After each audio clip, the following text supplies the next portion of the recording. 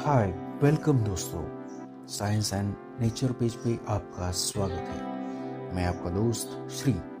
आज हम बात करने जा रहे हैं हमारे सोलर सिस्टम के सबसे बड़े प्लैनेट के बारे में। हाँ, जिसका नाम है जुपिटर, बृहस्पति, यानी कि गुरु ग्रह। यह हमारे सोलर सिस्टम का 5th प्लैनेट है और यह हमारे पूरे सौर मंडल में सबसे बड़ा ग्रह है।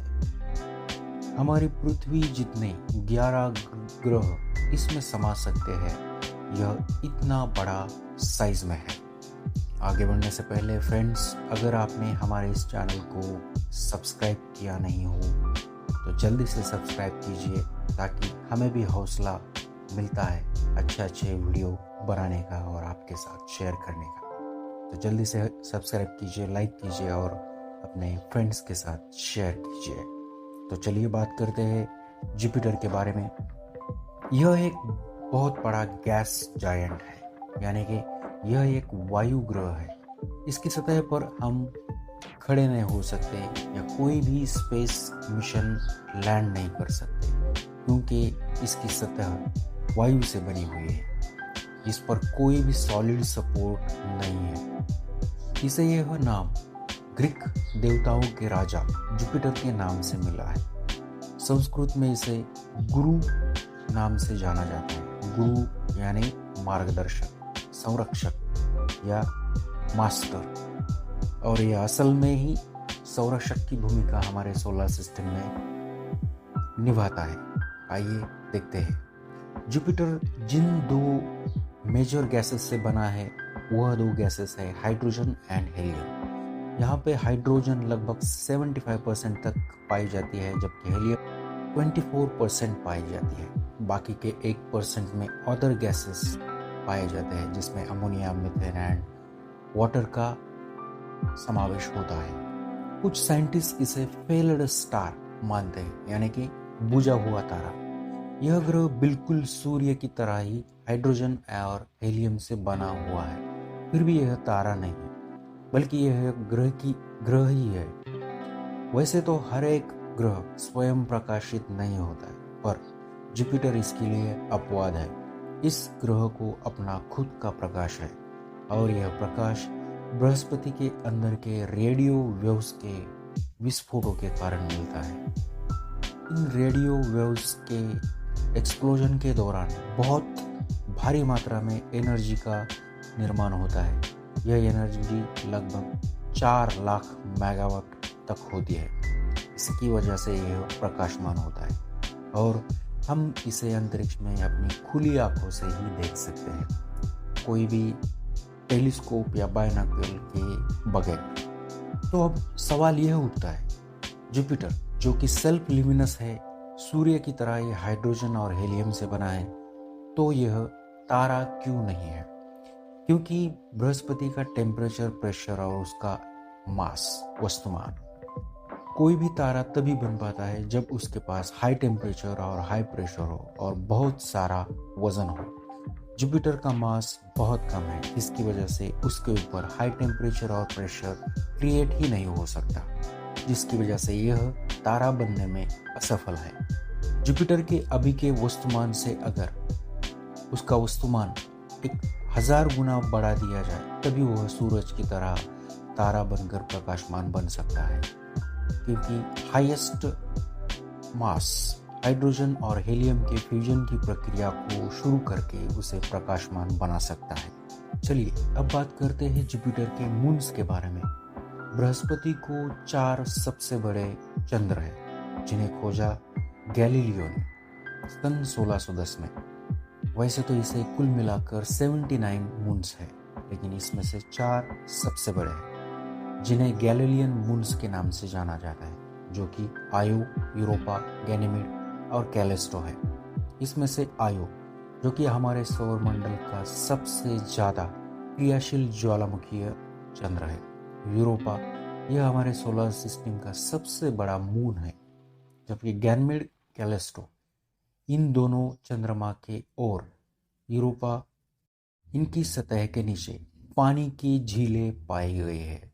साइंटिस्ट मानते हैं कि जुपिटर के नेचर की वजह से जुपिटर पर जीवन का अस्तित्व नहीं है, यह तो हमें मालूम है, लेकिन जुपिटर के जो चंद्र है यूरोपा, गैनमेड, कैलिस्टो, इन पर पानी का सबूत मिला है, जिसके कारण यहाँ पर भविष्य में जीवन का अस्तित्व निर्माण होने की संभावना जगती है। वैसे तो बृहस्पति गैसेस से बना हुआ है, लेकिन साइंटिस्ट बताते हैं कि इसके अंदर जो मुख्य गाभा है वो लिक्विड हाइड्रोजन से बना हुआ है, जिसकी वजह से इसका चुंबकीय बल पृथ्वी से 14 गुना अधिक दिखाई देता है।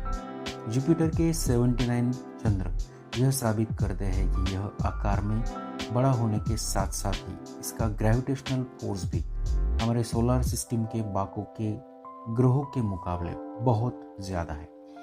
इसी ग्रेविटेशनल फोर्स की वजह से यहाँ पर पाए जाने वाले एस्ट्रॉयड या उल्का पिंड को यह अपनी तरफ आकर्षित कर नष्ट कर देता है।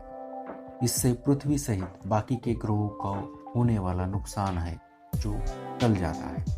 एक प्रकार से यह सोलर सिस्टम का सेफ्टी प्लैनेट है, जो कि एस्ट्रॉयड से होने वाले सौर मंडल को नुकसान से बचाता है और अपनी सौर माला संरक्षक की भूमिका निभाता है।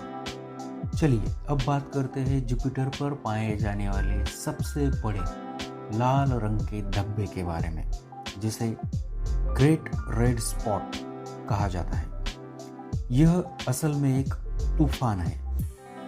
वैसे तो बृहस्पति के पृष्ठभाग पर बहुत सारे तूफान दिखाई देते हैं और ये कंटिन्यूसली चलते ही आ रहे हैं, लेकिन यह जो तूफान है वह लगभग 350 सालों से चलता आ रहा है और आगे भी चलता ही रहेगा, ऐसा साइंटिस्ट बताते हैं। इसके अंदर जो हवाएं चलती है उनकी गति 400 माइल पर आवर की रफ्तार से चलती है, जो कि बहुत ही तेज हवाएं होती है।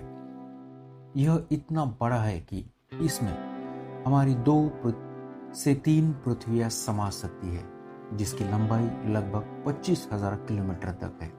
यह साइज में इतना बड़ा तूफान है और साइंटिस्ट बताते हैं कि यह वर्ष प्रति वर्ष सिकुड़ता आ रहा है, साइज में कम होता जा रहा है, जिससे कि अगले कुछ वर्षों में यह समाप्त हो सकता है। अब बात करते हैं बृहस्पति के छल्ले के बारे में। हाँ, सही सुना दोस्तों आपने, बृहस्पति ग्रह को भी छल्ला है, रिंग्स है, और यह हमें पता चला 1979 वायेजर मिशन के दौरान नासा को मिली जानकारी ने यह साबित कर दिया कि बृहस्पति ग्रह को भी रिंग्स है, लेकिन यह रिंग्स सॉलिड मटेरियल से बनी हुई नहीं है, इसलिए यह दिखाई नहीं देती। यह गैसेस से बनी हुई है, इसलिए यह शनि ग्रह की तरह आकर्षक या उभर कर दिखाई नहीं देती।